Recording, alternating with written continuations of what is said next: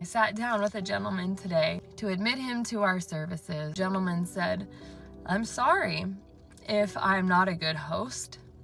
I just lost my wife the other day." I didn't realize that it was literally 3 days ago that this man had lost his wife. He said, "I just have to tell you because it feels weird to have anybody sit here and not see her sitting beside me, since she sat beside me for over 60 years. She was my best friend.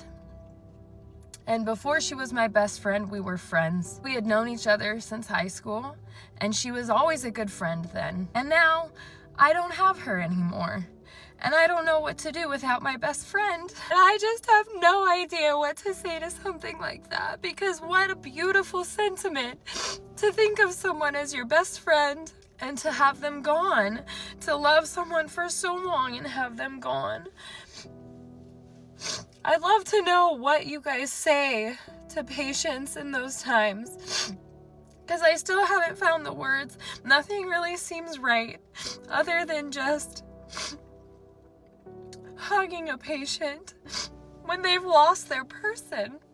How do you apologize for losing the love of your life? What do you even say to that? I don't think there's really anything you can say to that. All I know how to do is cry with people. It definitely gives me some perspective.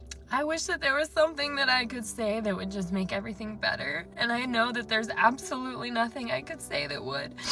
But I feel like we have to have better training on how to handle situations like these, because even 12 years later, after being a nurse and having these conversations in the hospital, out of the hospital, with family, with my own self, it hasn't gotten any easier, and I still don't really have an answer. So if anybody has any ideas, I want to know what it is you say to those patients that makes you feel better, that you've made them feel better. Having lost a ton of people in my life, I never found anything that made me feel better. I just had to sit and feel it. The grief never went away. It never got any smaller.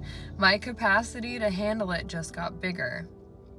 It doesn't hurt any less, and I know that this sweet man will forever feel that. Go home and hug your loved ones, snuggle everybody, tell your friends you love them, shake hands with the random stranger and make a kid laugh. Do anything you can to make today better, because you never know when it's not going to happen anymore.